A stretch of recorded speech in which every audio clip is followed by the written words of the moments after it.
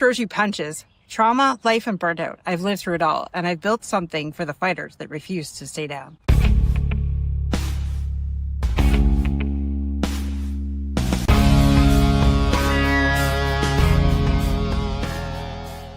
If you're ready to stop playing small and own your story, then this is where you belong.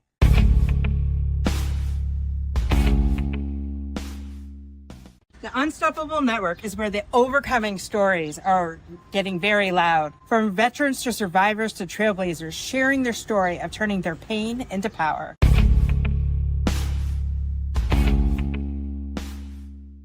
Welcome to the Unstoppable Network, where we turn your mess into a message.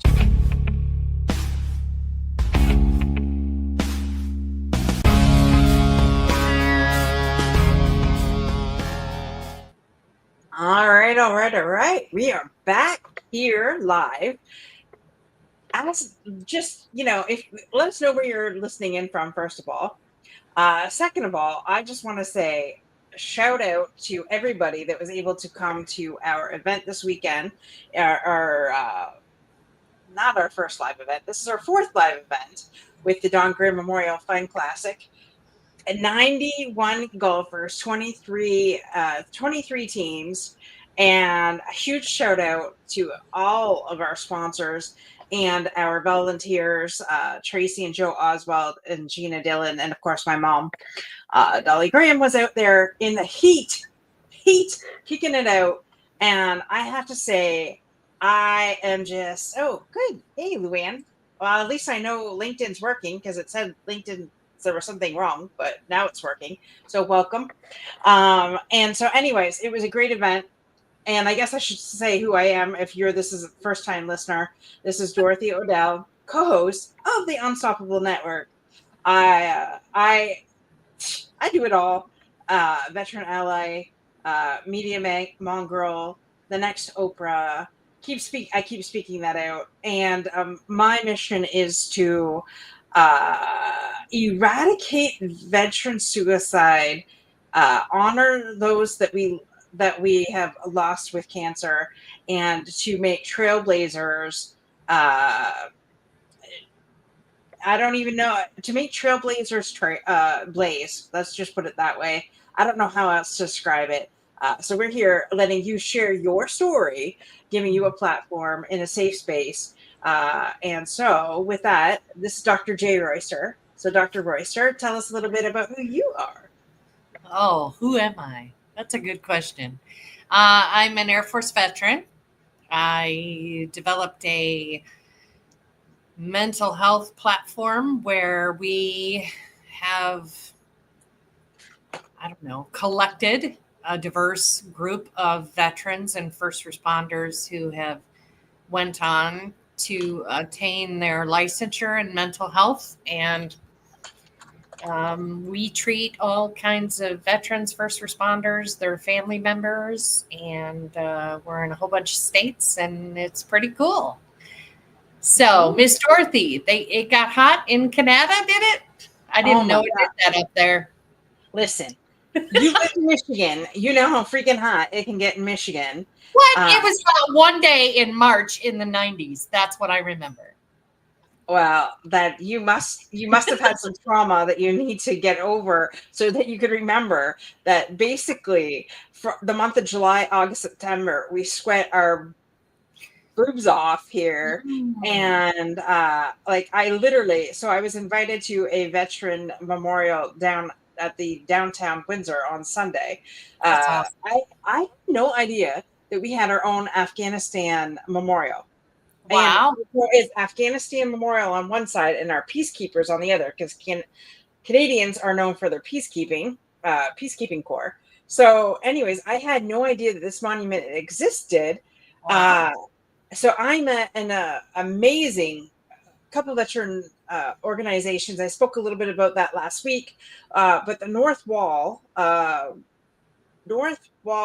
Riders Club is the ones that has all the monuments down along the Windsor waterfront. And so they had this amazing event of which I was invited to from the president of the North Wall. And I learned a lot of amazing things about Canadian veterans. And so I actually we're lining them up to come on to the show. Yeah. This one particular gentleman, his name is Bruce Moniker. As I'm listening to I heard it. the Yeah. I was blown story, away. I was getting chills. Yeah.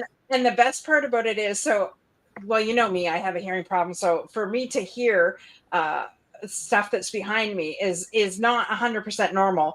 But I just appeared at this event, and I just like, didn't know too many people there, and I didn't want to, I just wanted to observe and just pay my respects and things like that. Well, I heard this guy come up behind me talking to these other two guys, and these other two guys had their kids there, and they're like, "Oh, hey, wait a minute, didn't we serve in Afghanistan together?" And and I was just like, so both these other guys, they had their kids there. So after the service, I turned around and I shook each of the guys' hands and I said, "Thank you for your service." And I think it Wow. really shocked the shit out of all of them. Then afterwards I talked to Bruce and I was like, "Wait till you hear this guy's story." I mean, I'm not going to blow it for you, but all I know is that it takes traumatic brain injury to a whole new level. Yes. Uh, and I am shocked that this man is still alive. Yes. Um, You sent me the and video. I was like, wait, whoa. yeah, Wow. I can't wait. He's going to yeah, be awesome. he is. It's going to be an awesome interview. He's Not still that alive and he's cognitive enough to give a speech. Like, how impressive. and fighting for his buddy Jess, who, I don't know if you heard some of Jess's story, but Jess ended up having a broken back.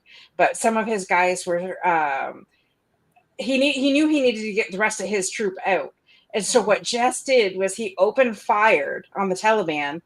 I don't know how many rounds, plus rocket launchers, plus everything else, opening fire so that his guys could get out of there. He ended up getting an award, but it wasn't the top award in Canada. And I know in the States it's the Purple Heart. I don't know what it is in Canada, but we'll find out when Bruce comes on. And because he didn't get the highest honor, we're signing a petition to make sure that Jess still gets that, even though he's no longer That'd here. be amazing. But like, I signed the petition. I don't know if Americans can, but we'll get you the information and you guys can sign it because this guy deserves it. But anyways, more to come on that, because that is like, whew. That's epic. Yeah, it was mind blowing. And then, well, because Canada has this reputation of being passive, right? Like we're doormats, and is historically You're extra nice. Yeah, I don't know about being doormats, but you're definitely extra nice. Extra nice. Yes, you could say that. But I've also heard that we're doormats and that we're passive. Like, that is what I heard. No, I'm not saying that's true. Well, I'm from Michigan. I've met a lot of Canadians. I don't know very many of you that are doormats or passive, but I would definitely say you're extra nice. You're very kind. You're very polite. You go above and beyond for people that may not deserve it. So you have a whole lot more tolerance for individuals. Bullshit. Yeah. But so in one of the speeches that I didn't share with you, which I will share throughout the week because I think it's pretty freaking amazing, I actually videotaped pretty much every speaker that was there on Sunday. And so one of the peacekeepers had spoken out, and he says, you know what? Sometimes we get a bad rap because peacekeepers, but the thing of it is, peacekeepers have to be calm in the middle of the chaos that's around us. Right. So really, to be a peacekeeper takes something, because you're bringing the calm to the storm the shitstorm that's all around you.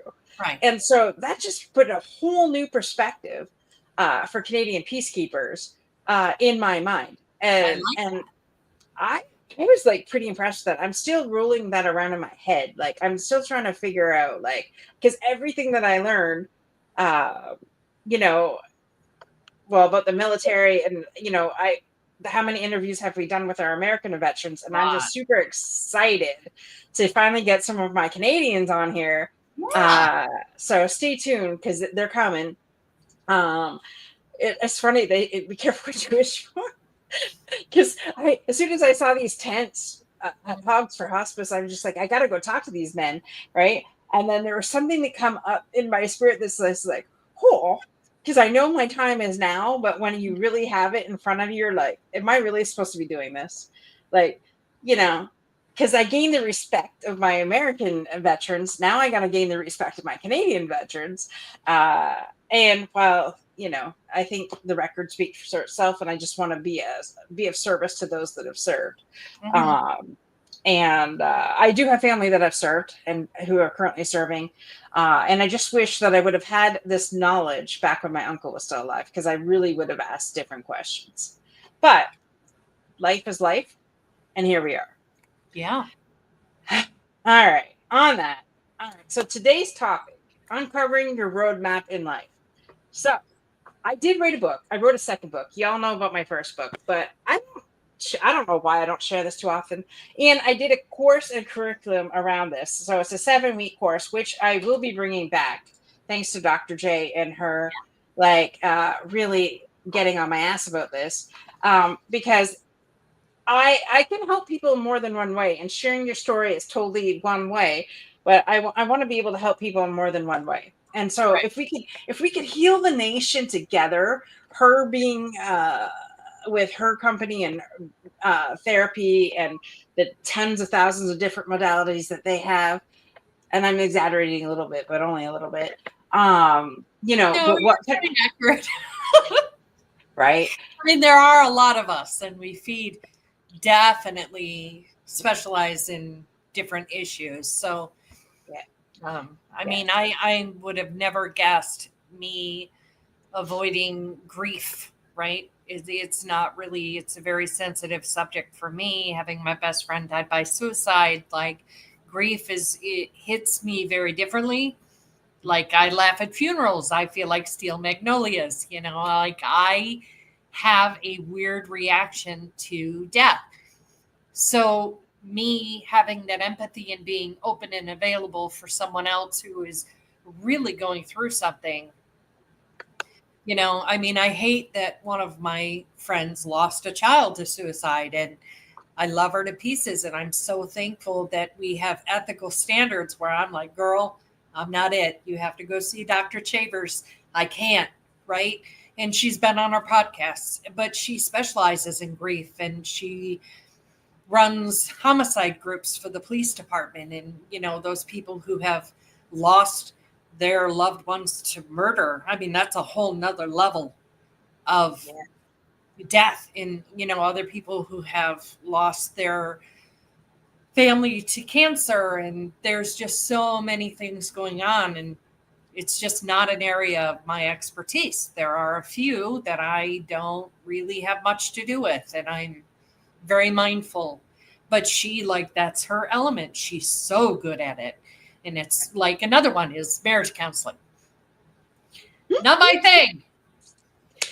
Well, I could probably write a book on just the lessons I've learned in my marriage over six. It will be 6 years this year. Oh, I'm So, sure. but it's. I mean, I think anybody could teach somebody something about marriage, the good, the bad, Yeah, and the I ugly. probably would be the opposite, like, don't do it. So for me, I'm probably not the authority on that. And when people start talking about their significant other, I'm like, ooh, I have someone for you. Like, not it. No. What? So for me, not a fan, not something I'm interested in doing ever Sure. again. I've done it, been there, served the life term sentence. I'm good. So I am not a fan, but I love that you're married. I love that you're happy. I love that other people are married and happy. I'm not going to counsel you. Cool. Like, unless you want it to end, I'll help you talk to your partner. Like, I'm good at that part. But just the other stuff, you want to stay together, I have a dude. Like, he's a Marine, he's great, he loves marriage counseling, he's very, very good at it, he's educated in it, certified in it, and that's his niche. That's wonderful. Right. Right. So there we go. So different strokes for different folks. Yes. And so, I've over the years. talking to different people and just observing. I love to observe people. I've learned a lot just observing people. And people can wear many faces. Mhm. You know, they could be, you could think that there's absolutely nothing wrong and they're completely dying inside, and you would have no freaking clue because they're always just like chipper and happy go lucky. And meanwhile, they have no idea what the heck they're doing with their life. They have no idea. They don't, some people don't even know how to dream. And for me, that's kind of unfathomable until I met somebody who is very dear in my family that just he doesn't know how to dream. You ask, hey, when we retire, what do you want to do? I don't know. And to me that was foreign. And so, because I'm a big dreamer and I know what I want to do, I may not always know how to get there, but I always know that for myself I always want to do better. So I can tell you I'm not the same person I was last year, let alone last week, because I continuously, if I'm aware of it, I change it, especially Right. this Life is about evolution at the end of the day. evolution. We evolve. And some Absolutely. people, when you ask them would they retire, it may be because they haven't looked and analyzed it, what that looks like. Because sometimes, I mean, it's easy. I think it's easier in my experience working with over 10,000 people. I can honestly say that there are a lot of people that know that when they get out of the service, whether it's 20 years, 23 years, 24 years, 28 years, like Dr. Duttori in our intro, right? Some people get to 30. The SEAC, he actually retired at 40 years. But also most people they know that there is a cap, there is a term, there is a number on that attainable goal. And other people, not so much. When I retire at 55, now it's 60, now it's 62 when I get benefits and pension and can afford to retire, right? I mean, some people are pushing 70 years old and they keep doing what they do. So, looking at when I retire, do I really want to do anything or do I want to wake up and get paid? Because there are really some people that are just absolutely satisfied and fulfilled with waking up knowing they don't have to go to the office tomorrow. Mhm. Mhm. That's enough for them. Yeah. And sometimes we have to look at that because I remember when I first started counseling, I'm like, what do you mean you don't have a goal? That was unfathomable to me. Mhm. Well, I don't have a goal. What am I supposed to be doing here? And it's like, oh, okay. So they may not know that there is a life beyond what they've done for 50 years. Right. 100%. And I think a lot of people just get stuck. Like they don't know. They just go with what's currently working, but is it really working? Yeah. If you're miserable, is it really working? You really got to take. We Well, like it's to say busy. conditioning and it's settling for what has happened. Exactly. It's that condition, that automatic response. Yeah. And sometimes I think we make ourselves busy so we don't have to think. But that's It's, pretty much the worst thing you can do for yourself. And as yes. somebody who's done that for 48 years, yes, I said 48 years, I You're such a realized, baby. right, I am 49. However, I'm giving myself a grace period of a year. Okay, well, okay, 1 to 5 doesn't really count. So I guess maybe 40 years. But, Okay. anyways, we keep ourselves busy so that I grew up in a household where it occurred that you had to work to show love. So you never get sick because you still have to work anyways, right? Mhm. If you were, heaven forbid, you were sick on a Friday, you had to stay in your freaking bedroom all weekend long. Like that was my dad's rule. And never played hooky from work until I met my husband. Isn't that Wow. amazing? And I met him at 40. So I know. It was like wild. He goes, "Well, let's just stay home." I'm like, "What do you mean?" Like it was like unheard of. Like you can't do that. And the guilt, seriously, 40 years old, and the guilt I felt for just Wow. calling in and not going to work, right? You didn't have anybody behind you pressing the microwave? Beep, beep, beep. No, I I would have didn't. done that for you. Oh, well, thank you. I didn't know. Well, did I know you then? No. No, I didn't know you then. Um, so, anyways, so, you know, and we get caught up in what other people say how we should live our life, right? Oh, well, you should do this. You should do this. Quit shooting all over yourself. I Uh, hate the word. It's a uh, masturbation language. It is. Dr. Albert Ellis, he is a psychologist who created rationally motive behavioral therapy. And he talks about masturbations, not masturbation, masturbation. You must do this or someone will think bad of you. You should, ought, need, must, have, all the finite language, the mhm, absolutes. You need to. Now, how motivated am I going to be to do what you're asking me to do if you lead with the word need? right. Yeah, no, Not very. not likely. Unless Right. you're a certified people pleaser and you must do it because then therefore they will hate you. Yeah. Been there, Well, done that, wrote the book on it too. Um, so I mean, I get you. yeah. So we spend all this time people pleasing, doing what we should or must do, uh, to end up 40 years later and really just not knowing who the hell we are, Right. not knowing like which direction we really want to be in. And if you've watched actually, if you watch the movie, what the hell is it with Julia Roberts, The Runaway Bride, Yeah. where Richard Gere says, you don't even know what eggs you like, right? Right. And then she comes back and she knows exactly which eggs she prefers because she Right. tried Incredible. all the ways, right?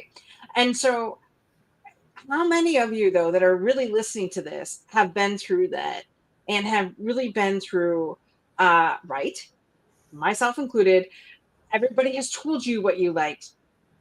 And then 40 years later, you're sitting here thinking, what the hell? Like, is this really the life that I want? And then you get angry, you get bitter, you get pissed off, you blame everybody, but actually you allowed it. And that is the biggest ass kicker right there. When I had a girlfriend tell me, you allowed it. Yeah. Number You one, I chose wanted, this. That's yeah, awful. That's an awful sentence to own. uh-huh. And you can be mad about the person that told you that information, or you can decide for you what you choose to do now. Mm, And I found right. that to be absolutely crucial. It's like you chose to fawn. Yeah. So you're gonna want to shoot that friend. But then in Yep. the end, you're gonna want to give them the greatest big hug because they did this the best thing they could have done for you. Yeah. Because now they've got you thinking in a different direction. And why I do virtual sessions because nobody can shoot me. But that gut punch is awful. And to hear that you chose this, even though it's conditioning, even though it was you made that choice to because you feared the consequence your whole life, right? Whether you had a difficult childhood is now what they call a trauma childhood, or abusive childhood is now a difficult childhood. Yeah. I don't get all the language, but there it is, right? Yeah. So neither here nor there. Those things occurred. When you're 19 months old and you're running around shitting your pants and everybody's celebrating it, like you can just be authentically and genuinely shitting your pants, and everybody's like, "Oh yay, she went poo poo, woohoo!" Right? She went pee pee on the potty. Like that's great. Leave the door open, no pants, whatever. You went in the toilet. Congratulations. And as you progress in life, like 19 months old, 24 months old, 3 years old, like people start telling you who you should be, and that Mhm. conditioning is how we arrive to where we are, and why most of us need therapy. It's because we've been told all our lives who to be, and then we turn 50 and our give a fuck breaks, and now we have to realize all this conditioning that's led up to this point of people trying to put you in this box that you never belonged in. Yeah. Or somebody you love dies, and then you're figuring out what the hell did I just, like, you lived your life by that code, Right. by this person telling you, right? And then all of a sudden, you gotta figure out life without, number one, without that, and number two, everything that you just thought life should be, it like it's really, you're questioning everything, and so, Well, it's hard to you know, take advice from somebody that doesn't live by the code that they enforced and instilled upon you. right. That's very challenging when there's that dichotomy where you're telling me something, but you're living a different way. It's like, wait, what? No. Say, do as I say, not as I do, as I say, not as I do. That is Rules for like, how thee, but many, not for me. Yes. okay. How many of us grew up with that? Now, I want to be 100% real. My dad was an amazing guy. He did the best that he could, but I literally took everything he said as gospel and never questioned anything. So that's on me. And I'm not saying what he did or said was wrong. I'm not saying that, but it wasn't. I don't believe it was 100% right either. Let's just put it that way. Well, it Great. was based on what their capability is. And that's another thing that we have to adjust to. You know, Hmm. it's like, oh, our parents were neglectful. Well, we're Gen Z. Of course they were. That's what they were capable of. That's what they knew to do. Yeah, that's what So they we were can taught from sit their there, parents. right? We can sit there and go, well, they should have done better. Well, we did better because we found out a different way. Exactly.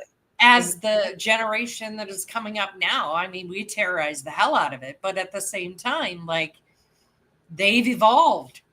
The Mhm. information is at your fingertips, and we had to go to the library. Like, we had phones with cords. Our parents didn't even have phones, you know, like the information that was fed through the television. Somebody sent me a reel today of Tuesday night 1977 throughout the year, like what the little shows, Good Times and Three's Company and all these.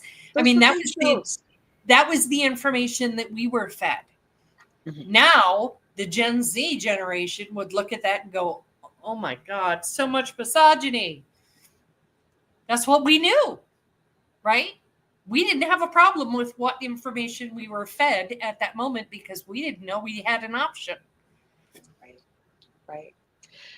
Yeah. And I think our generation grew up with parents that were strict. Like nowadays, you can't even look at your child the wrong way without them wanting to call Child Protective Services.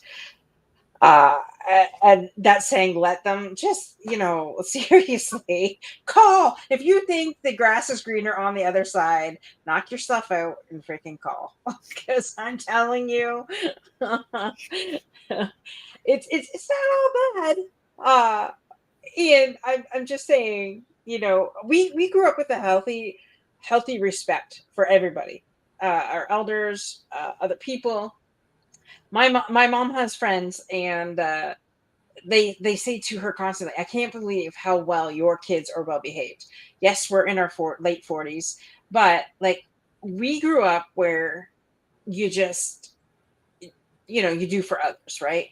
And so sometimes at the expense of ourselves, but we're Oh learning. yeah, we were bred to serve all the way We around. 100%. Mhm. And so now that we set healthy boundaries with that, but it's always yes, thank you, please. We've it was inbred us to use our manners. Actually, if my Aunt Barbara's listening, if you didn't say thank you or please or thank you, like, she would not, you would not get nothing until you Well, used it's your auto manners. respect and auto gratitude. You're Right? absolutely right. Like, we automatically say yes, please, no, thank you. That is automatic. We automatically respect and give gratitude to everyone. Even ChatGPT, I noticed that. Even with my ChatGPT, I'm like, "Can you please look up blah blah blah?" And I'm like, and then thank you, and I'm just like, "Oh my god, that's just like bizarro." They're probably No, thinking, you're they're probably Canadian. they're probably thinking, "What kind of cracked up person is this?" And saying please and thank you to a Oh, freaking she's robot. Canadian. We understand. We're going to learn from this. Okay. Well, you should see what it spits out. Anyways. I'm sure. I don't have Chat GBT. I have you for that. I'll be like, put this in Chat GBT, or I got Dr. Kim. Like, she'll help me. But It's not yeah, that hard. I just, yeah, honey, my Zoom is my cell phone number. I'm just saying, like, I don't wanna. I don't wanna. I don't I just wanna. don't, and I don't have to. Isn't that nice? That is true. You don't have to, my friend. You don't have to. So many choices. So Yeah, many choices. technology is definitely challenging for me. I do try and adapt and adjust, but like I had a free thing to Canva, and I saw what you do with it, and I'm in awe. I'm just gonna keep letting you do because I can't. It's overwhelming for me. It really is. Well, to be honest, it's overwhelming for me too. But then I just learned this. There's an AI on the Canva now, so I just like, hey, design this for me. But then it doesn't allow two pictures, so it pisses me off that it doesn't allow me to put mine and your picture. Uh, like if you missed last week's thumbnail, that was a pretty Yeah, cool picture of us on the beach a year ago. yeah. Uh, Okay. that was a good picture, but so you do what you can, and then you go into editor and then you edit it. But I mean, I have the basic skills, and if I get it so that it looks halfway decent and that people aren't gagging, and we're good. I think But it looks fantastic. I love it, but I'm grateful for any of it because I don't do it. I would rather sit here and study and get another certification and apply it to my clients than learn how to do design anything. I'm just Luann does saying. the I same mean, thing. my thought is like, what'd she say? Luann says she does the same thing that I do. Oh, oh, it's great. Whatever works. But at the end of the day, like to me, what Yeah, suits your needs best and where do you put your energy? Mine is learning and gaining more ways that I can serve my community that I serve, whatever that looks like. right, right. So for me, designing something on Canva isn't really going to help that guy who's trying to eat a bullet. Like I want to spend my time studying. Right. Just saying, that's my preference. And I get that 100%. And it's funny because I kicked myself in the ass several times over the last couple of years, because there's some things that I should have learned by now, but didn't. But there's that freaking word should again. Should. And I believe God has me right where He wants me, and so and that is helping people get out of the stuck situation that they feel that they're in. Right. We did a summit 2 years ago. Absolutely great. We had, I think, 6 or 7 speakers come on. It was like a half a Saturday morning, and th- these speakers talked about getting unstuck. And like I said, going back to what we were saying before, there's a lot of people out there that are still stuck. And so if you are one of those people that need help or want help, please reach out to us, because like I said, stay tuned. I'm putting the final touches on a 7-week program that I'm going to bring back. It will be in September sometime, that I do know. I need my vacation at the end of this month, and I am not doing anything on that vacation. Um, Yeah, you yeah, mentioned that to me, and I was like, and you're like, I'm taking the last week of August, and I'm like, honey, it's fine. Do what you want. yeah. Well, and normally I don't completely unplug, but I'm at. Uh, Good. I completely unplug on Sundays, and a lot of people send me messages and memes and stuff, and I don't look at my phone on Sunday if I can help it. Yeah, yeah. No, Just that's because me. I need that down. I need that decompression time. Yeah, 100%. So, okay, I gotta ask you a question, because this has come up, and I will admit this has happened to me, and I'm just aware of it. Okay, Okay. so have you ever gotten into a place where your head is just like so jammed? Number one, you're tired. Number two, like it's spinning. Like a man I get has a compartment in his brain. It's nothing. A woman does not.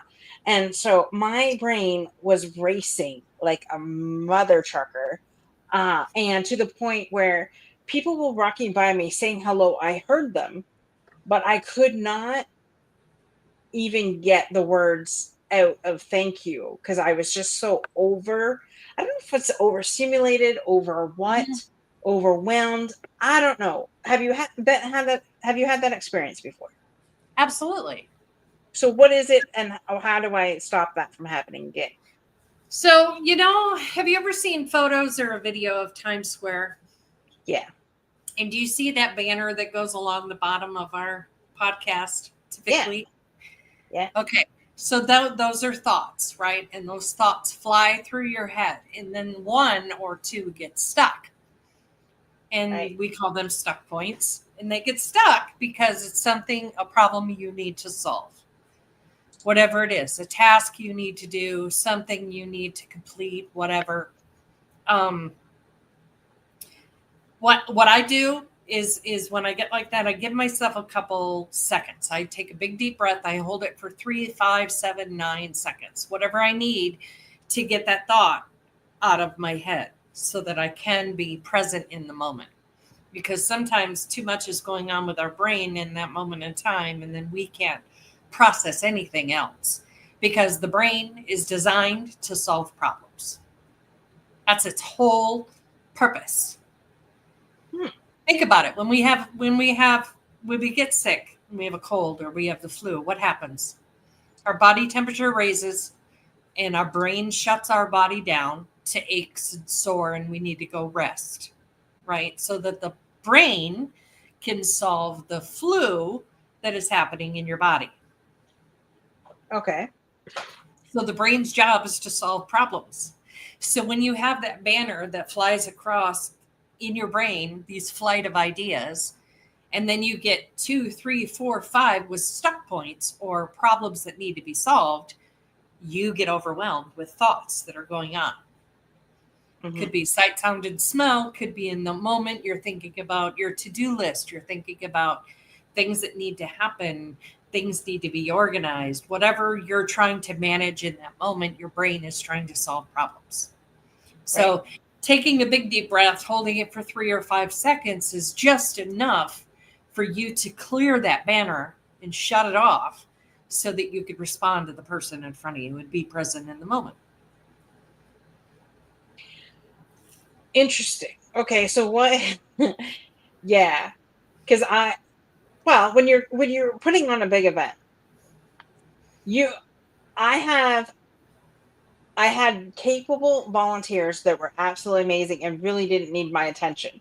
But because people know that it's my event, like I had at least at one point 5 people come up to me all at the same time, wanting different things. Mm-hmm. Uh and then my mind is like, well, wait a minute. Somebody has my phone, I need my phone. And my mom, my poor mom, my mom was trying to talk to me to get my attention to ask me a question about something that needed to go back. And so I'm like, well, wait a minute, I got to go see where my phone is. So I asked my friend, and then she gave it to my husband. And so my mom was like, can you get over here? Like, I wasn't done talking to you. I'm like, okay, but I had to go find out where my phone was. And that's okay. But it But felt like that's I also was, unrealistic expectations, and that's a whole nother podcast. oh, well, maybe one day we'll have to go through that. But it was just like, and I'm not saying that happens all the time, but I do notice I finally had help this year. Like the last 2 years, I've had really good help. The first year, I did it by myself and golf. That was the worst thing I could have possibly done. But But now anyways, you learned from it. oh yeah, and then I get my friends get upset because they're like, "Well, why don't you come golfing with me?" I'm like, "Because you can't run an event and golf at the same time. Correct. You just can't do it. No. Come a day before, come a day after. Come a day before, don't come a day after because the day after I'm sleeping. I got Right. 10 hours of sleep on Sunday. Mhm. I come home, I crashed at 8:30 and I didn't get my ass up until 6:30 the next day. Mhm.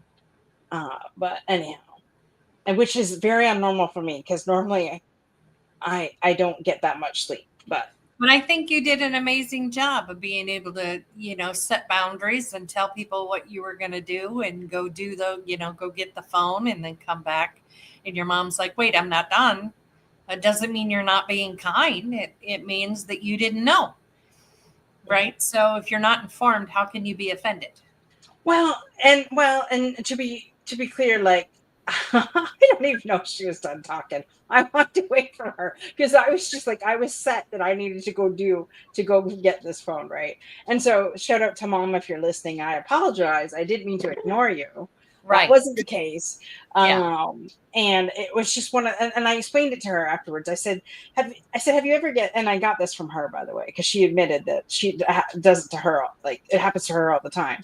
So I'm like, well, thank you. I said, you could take that gene back too if you'd like. That would be Right. great. But anyhow, so just as that, I don't know, that was a side note, but I thought I'd ask you because I'm sure I'm not the only one that happens where you're like just so overwhelmed. It's like everything just shuts down. Well, and So, that's the other thing you have to consider is everybody has 5 seconds, yeah. right? Yeah. So most of the time when someone asks you a question, they can wait 5 seconds for you to hold your breath. And when you hold your breath, your subconscious kicks in and says, I need to breathe. And so nothing is in the prefrontal cortex in that moment. All the brain is thinking is give me oxygen so I can keep solving problems. Oh, that makes sense because the brain is a problem solving engine. Yes, Well, that's shit. its job, That's its job and it's doing its job. So right? if anybody is listening and this happens to you and then you give yourself shit for it, quit doing that because it's actually a normal thing. That is what you're saying. Yes, absolutely. We all get overwhelmed because we have a banner and thoughts get stuck.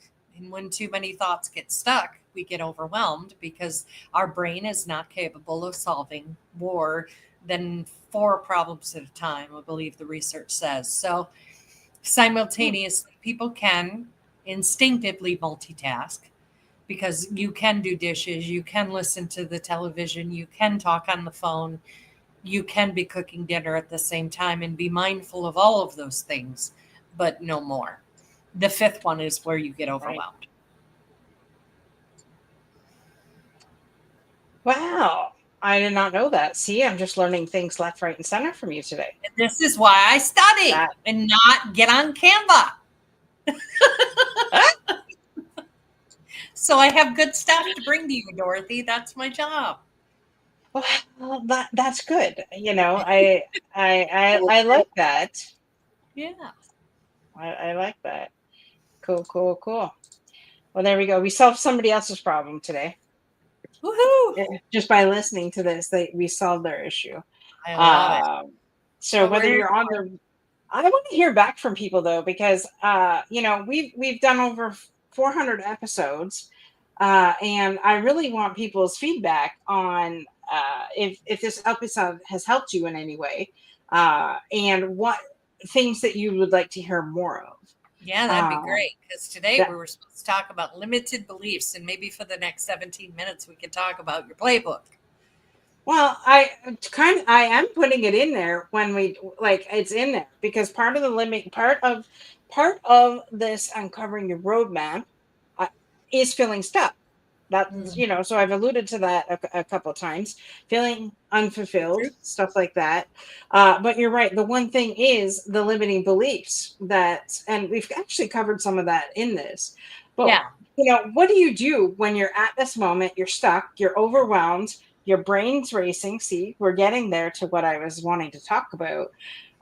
And as Dr. J said, taking that 5 seconds and taking that deep breath in.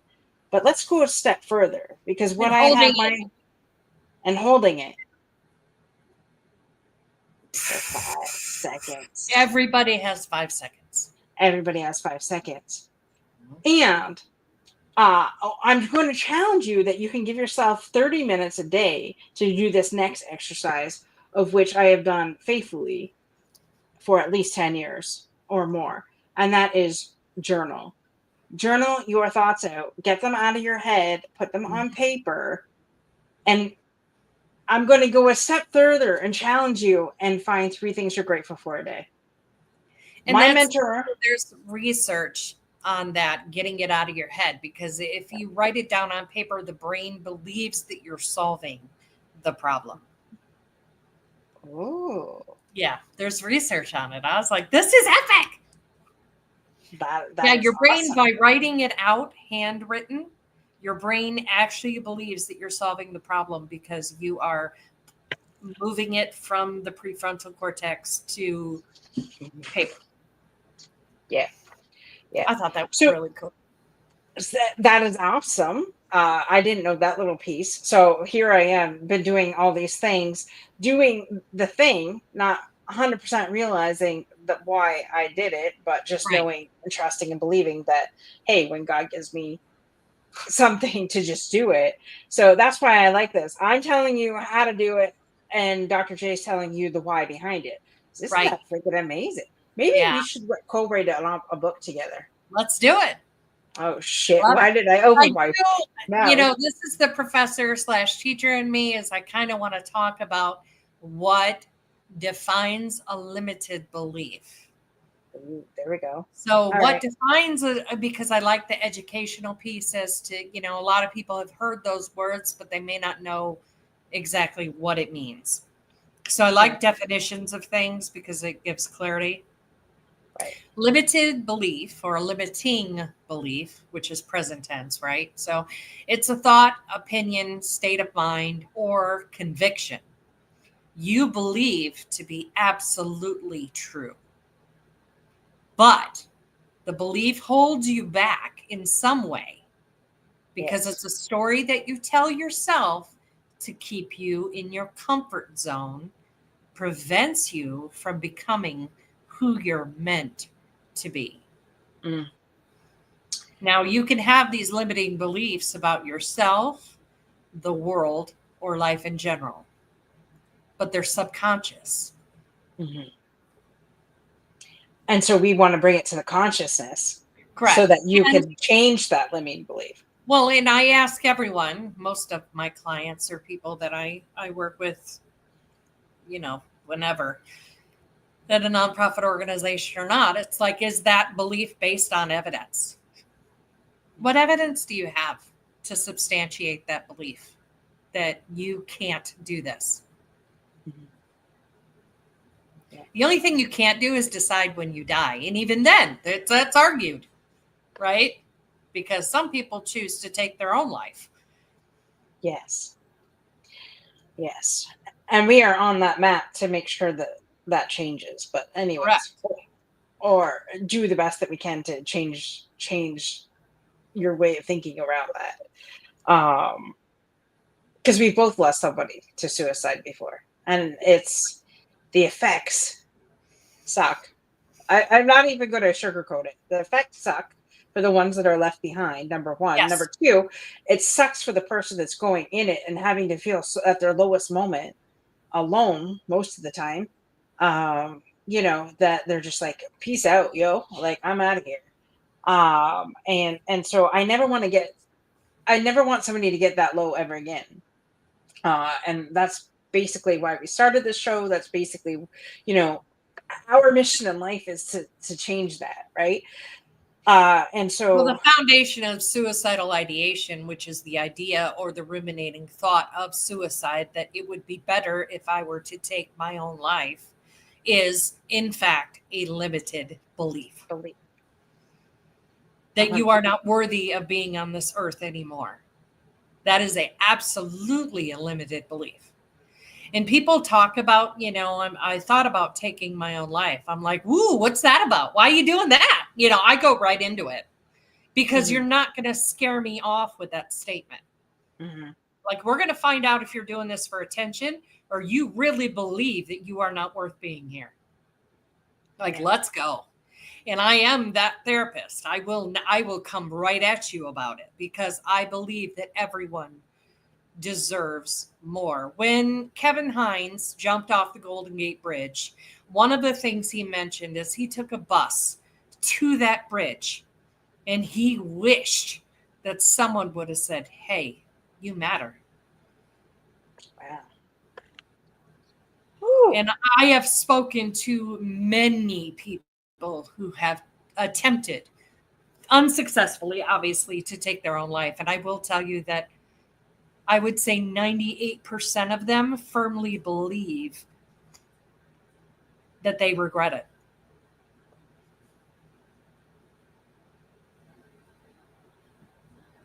Wow.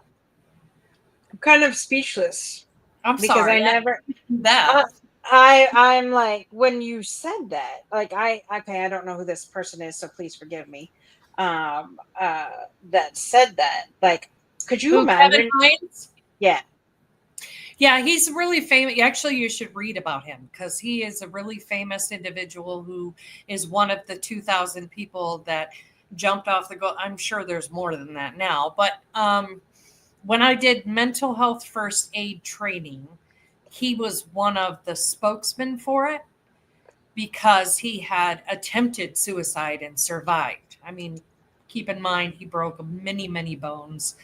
It was a horrific, way to attempt to take your life, but he for sure thought he would die. And he made it his life focus after that to ensure that to be that spokesperson and to let people know, like, this may not end the way you want it to end. his last name's Hines. What's his first name? Kevin. Kevin. Mm-hmm. Well, I'm going to do some research and maybe we can have him on the show. Uh, That would be epic. that would be epic. I'm not afraid to ask Kevin Hines to come onto the show and speak about his, you know, his his experiences because, you know, I just lost someone recently to suicide. So hey, I get it. So when Uh, you see people in the grocery store and they're, just got their head down and you don't know what battle anybody's going through. So to me, when I'm going through the grocery store, I'm going to an event or something somewhere, I work very hard to compliment them. One, it makes me feel good because that's what matters, right? Because it's all about me. I'm just kidding. It's never about me. I'm being facetious.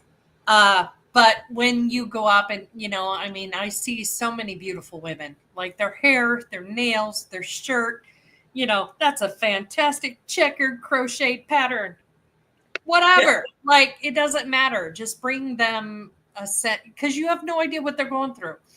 yeah, And hey, cool shoes. No, I'd never wear them, but so what? yeah, They're cool to them. They're proud of them. They're wearing them in public. exactly, Nice exactly. clogs, nice pajama pants. Like, who cares? It doesn't Nice matter. color hair. Yeah, and when you say nice pants, it doesn't necessarily mean that, like, I like them. Where can I get them? Right. It means nice pants. Yeah. She likes them. She's wearing them to Walmart. What difference does it make? Obviously she has enough pride to want to be in those pants with rainbows on them. Like, cool. I don't care. But they smile automatically. Mm-hmm. Like, I have individuals, and they may or may not listen to this podcast, but I have given them tons and tons of compliments on their hair. And they had like the wide, chunky highlights. Mm-hmm. And I love how it looks on them. Would I do that? No, I'm not brave enough. But I love that they do. And I Mm-hmm. don't necessarily know if it'd be something I could get away with or something that would look good on me. But I Mm-hmm. love how it looks on them. Right. 100%. So just based on what you just said, compliment somebody anyways. It could be a change. It could be a difference between life or death. Yes. It truly could be. Yeah. And You I've know. actually been told that. Like, today was the day I was going to take my life. And because you said something kind to me, it changed my mind. I was like, wait, what? How? I need more information Yeah. Wow. because I want to replicate it. Mm-hmm. And I guess that's part of creating your own roadmap for life, right? So we talked about, where you're at, where you want to go, leave any beliefs in between, creating that roadmap to life of like, okay, you're here now. I want to be over here. How do I get there? Right. And bridging that gap is by taking a good hard look at yourself, journal out everything at the end of the day or beginning of the day, giving gratitude, showing uh, care for somebody else, even if it's like a 5 second, hey, great hair, Or, hey, how you doing? hey, how you doing? It's like, do I know them? No.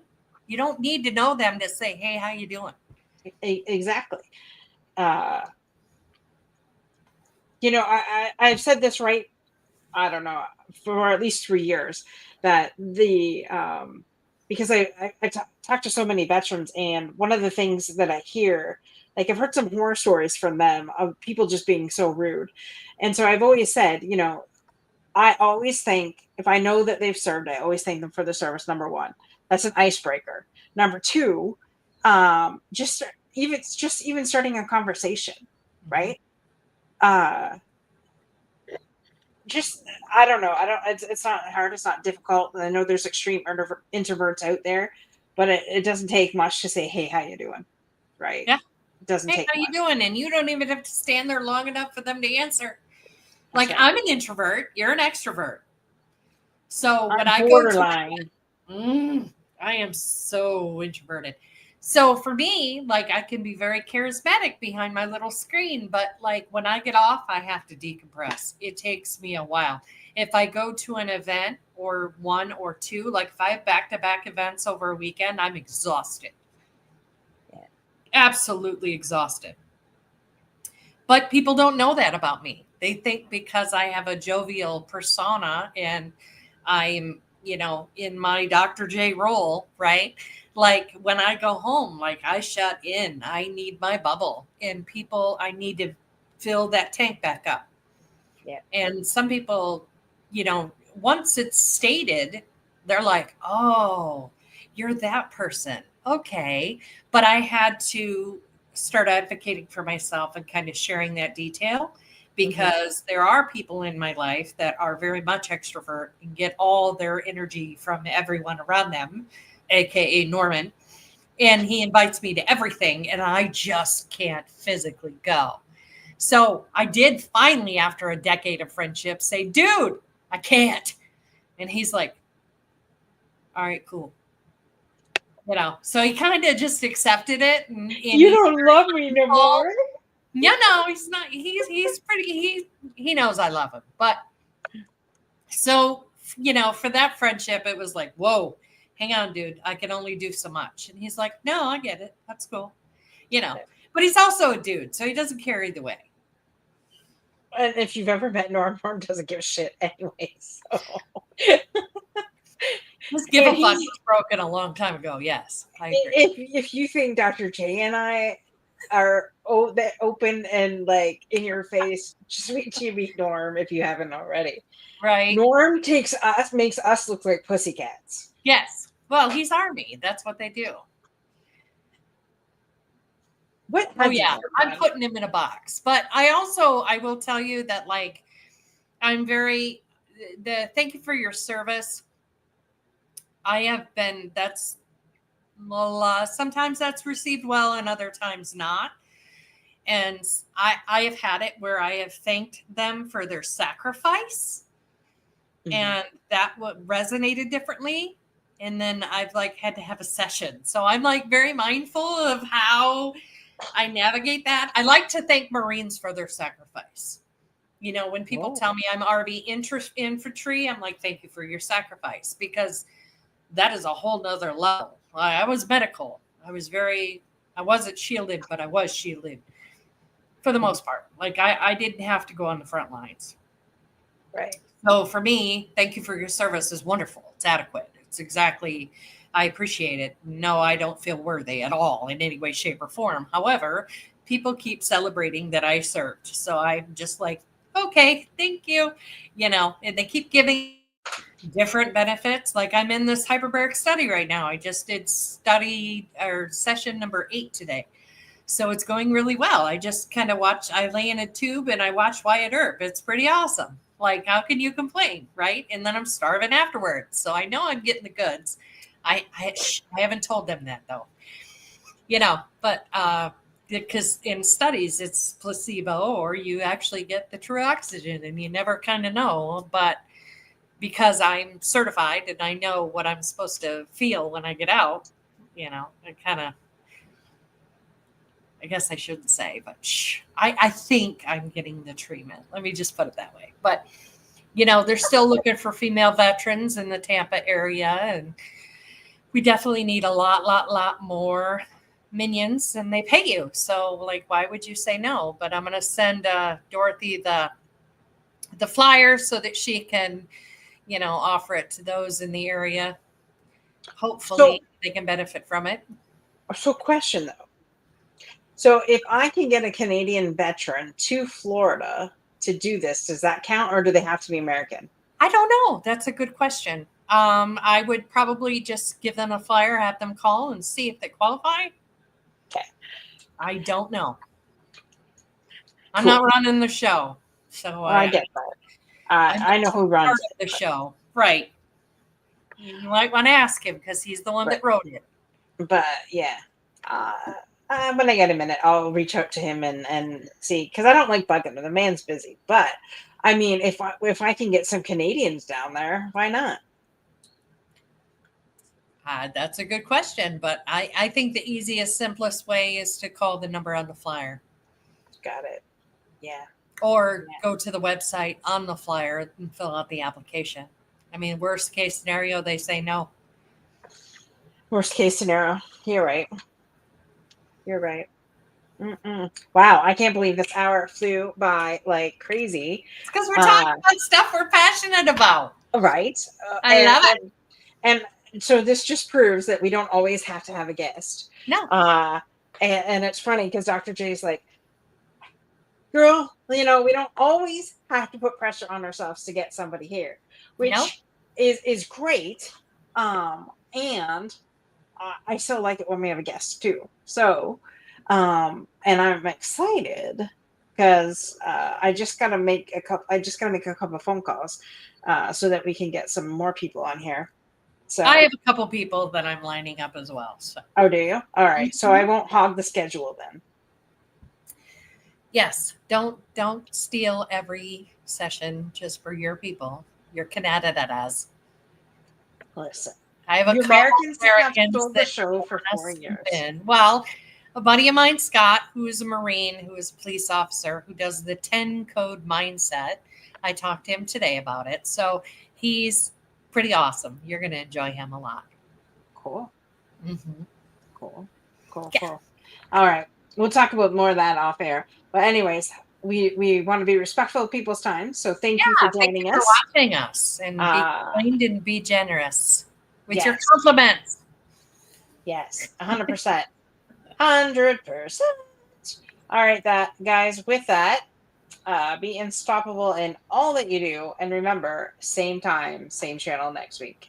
Bye for now.